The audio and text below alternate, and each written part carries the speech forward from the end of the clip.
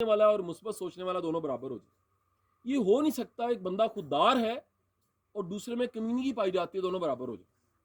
یہ ہو نہیں سکتا ناشکرا اور شکر گزار برابر ہو جائے. یہ ہو نہیں سکتا کہ حق کے رستے پہ چلنے والا شر کے رستے پہ چلنے والا برابر ہو جائے. یہ ہو نہیں سکتا کہ ایمان اور کفر ایک وقت میں ایک بندے میں موجود ہو ہی نہیں سکتا.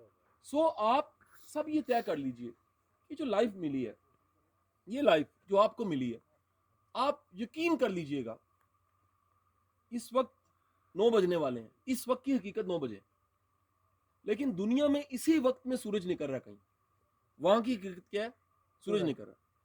کسی جگہ کی حقیقت کیا ہے؟ وہاں شام ہو رہی ہے. کسی جگہ کی حقیقت کیا ہے؟ کہ وہاں رات کا تہجد کا وقت ہے.